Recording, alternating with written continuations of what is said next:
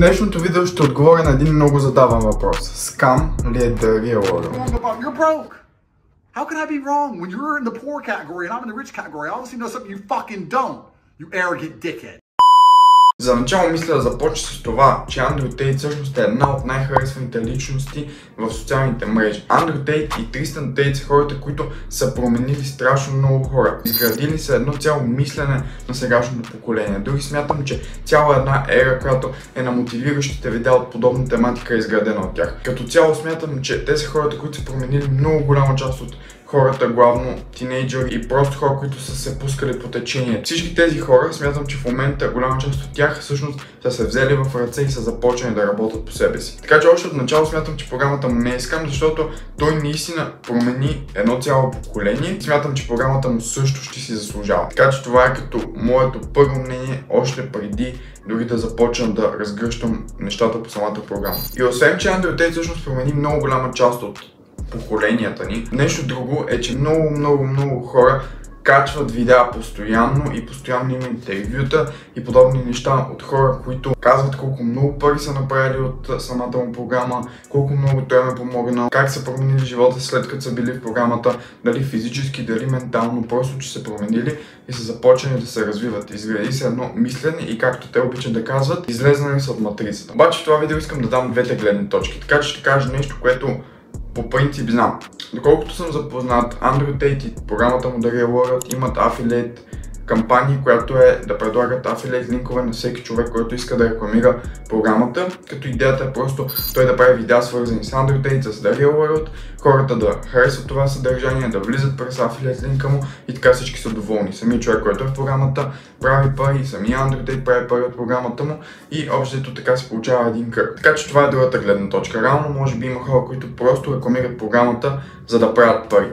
Затова в това видео аз искам да кажа, аз не рекламирам The Real World, не рекламирам нищо. Това видео няма спонсор, единственият спонсор съм аз. Така че наистина много ще ви благодаря, ако просто поставите един лайк и се абонирате, като голям процент от вас всъщност не са се абонирали. А пък отделям страшно много време и старание за тези видеа. Благодаря на хората, които го направиха, а сега нека преминаваме и към другите точки. Още от начало искам да започна с това, че реално хората, които смятат, че нещо не е скам, когато то ти дава нова иновативна информация, която никога до сега не е чута, още сега ще ви кажа, за вас тази програма е скам. В момента вече е почти невъзможно някой да измисли нещо ново и да даде информация, която не е дадена. Все пак съществува изразът новото е забравеното старо, така че просто няма как да очаквате, че от програма или от каквото идея вече в днешно поколение ще получите информация, която ще ви каже как лесно, без усилия, без нищо, просто една тайна стъпка, която никой по света не знае, някоя програма ще ви я предложи. Дали Educate, дали The Real World, дали някоя си друга програма. Така че още сега казвам за хората, които смятат, че The Real World ще им предоставя информация, която те не са чули. Като цяло няма програма, която да предостави така информация. Всичко, което го има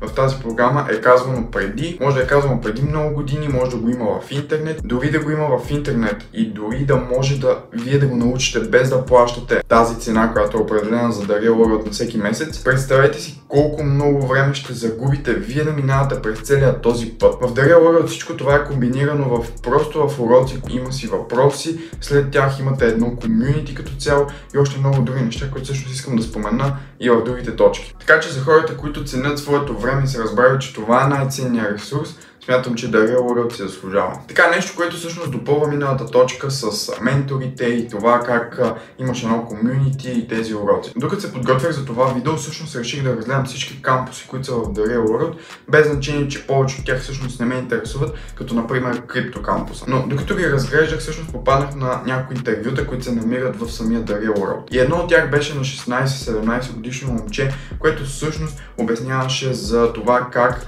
той е успял, неговите трудности, нещата, през които е минало, с какво се занимава, как The Real World всъщност му е помогнал и всякакви подобни неща.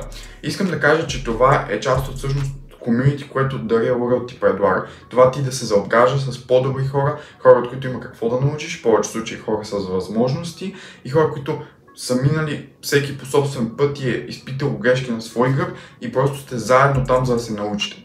Отделно, когато гледаме някой на 16-17 години, както вие в момента гледате мен, дори аз да не съм най-добър, дори да не знам всичко, просто когато вие гледате моя път, доста голяма част от хората, които ми пишат, всъщност са на моите години и просто ми казват, че им помагам по това, че просто виждат хъса и желанието аз да успея. Така че реално е нещо подобно и с комюнитито, което има във всяка една програма. Като цяло смятам, че да гледаш един 16-17 годишен, който просто успява и примерно казва през какви трудности е минал, казва примерно, че до тези резултати ги е постигнал за 11 месеца и когато ти това го гледаш и просто се питаш, защо аз също да не мога да го направя, защо аз не стартирам, защо аз заобиколя тези трудности, защо не мина по друг път.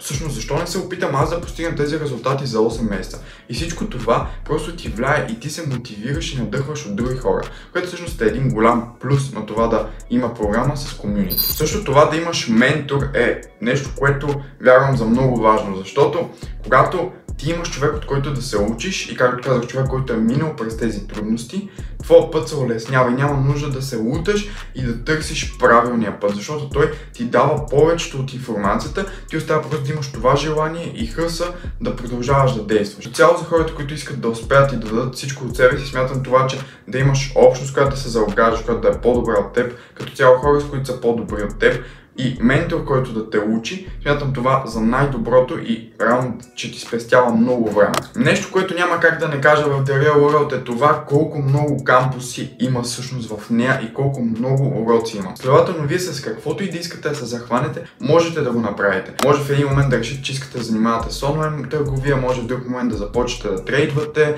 в трети момент просто да искате да учите как да говорите пред публика. Като цяло имате още много такива неща, които биха ви помогнали във всеки един от момент от живота ви и етапа, в който вие смятате, че искате да се развиете в дадена област. Почти всички области, в които човек може да се развие, те са в The Real World, което е нещо много хубаво, защото аз в момента се занимавам с агенция с дигитален маркетинг. Просто гледам главно уроци за това как да говорим пред публика, копирайтинг и подобни други умения, които в момента развивам. Но в даден момент, когато реша, че имам достатъчно капитал и искам да започна да инвестирам, не е никакъв проблем просто да скролна малко по-надолу и да видя кампуса за крипто. Което просто го слагам като един огромен плюс на The Real World, защото можеш по всяко време да правиш каквото си поискаш в програмата и навсякъде имаш тези уроци и изградено комюнити, с което да си пишеш по темата. И така стигнахме до цената, което е нещо по принцип доста важно за повечето хора. И цената на The Real World е $49, което обърнато в левове е около 100 лева. За тези пари вие получавате абсолютно цялата програма, абсолютно всички курсове, получавате на всеки кампус отделно комюнити, така че нещата да не се смесват и да ви е по-лесно вие да намерите правилното нещо за вас. И по принцип, колкото и да ни е трудно да ни се отделят по 100 лева всеки месец, за да плащаме дадена програма или просто да дадем 2000 лева наведнъж за друга програма. Каквото и да е цената на програмата, просто смятам, че това тя да има някаква цена, която ако вие наистина цените времето и искате да започнете да правите повече пари, 100 лева на месец за повечето хора не са такъв голям проблем. Но ако всички програми по света станат безплатни и като цяло се правят все повече и повече безплатни програми, смятам, че няма да се постигат такива резултати, каквито в момента ще се постигнат. Защото аз по принцип на собствен гръб съм го изпитвал и съм наблюдавал от други хора, като цяло смятам, че това е мисленето на повечето хора.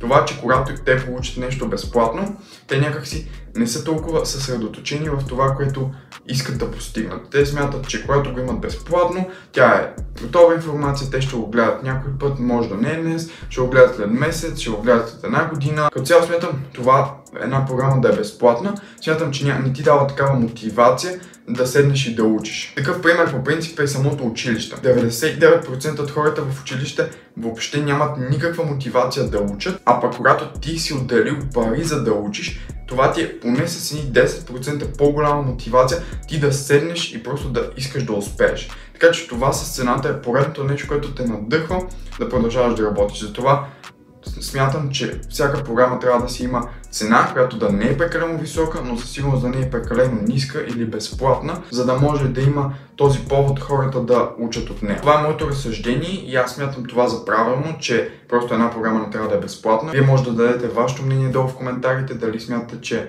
това какво мисля за вас е правилно и дали наистина програмите трябва да са безплатни и така пак ще имате хъса да учите.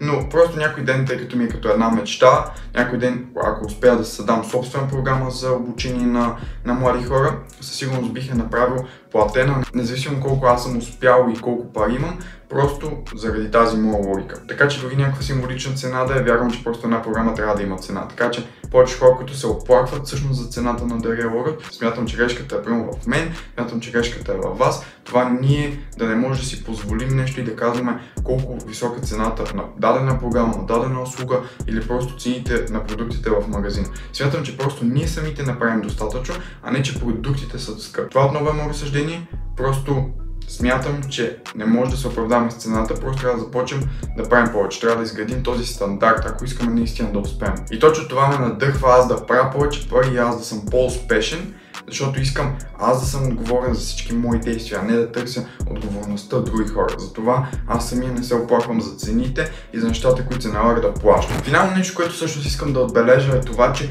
ако вие наистина искате да успеете в каквато и да е област, трябва да отделяте нужното време всеки ден, без дори да ви карат. Вие просто трябва да сядате всеки ден с това желание да си казвате: не, сега ще направя това, ще започна това и просто всеки ден да действате. Същото е с The Real World. Даже дори самата The Real World, доколкото съм запознат, има изискване, че трябва да гледаш поне по 2 часа минимум и да работиш всеки ден по минимум 2 часа, за да постигнеш резултатите, които самия Андрю Тейт обещава.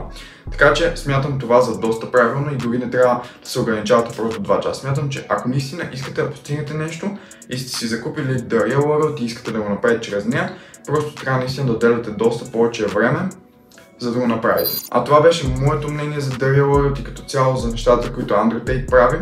Така че вие може да оставите вашето мнение долу в коментарите, да харесате това видео и да се абонирате, защото по този начин наистина много ще ми помогнете. И не забравяйте, търсете вашия път. Благодаря ви за гледането. Аз вярвам във вас, повярвайте и вие в себе си и ще се видим в следващото видео.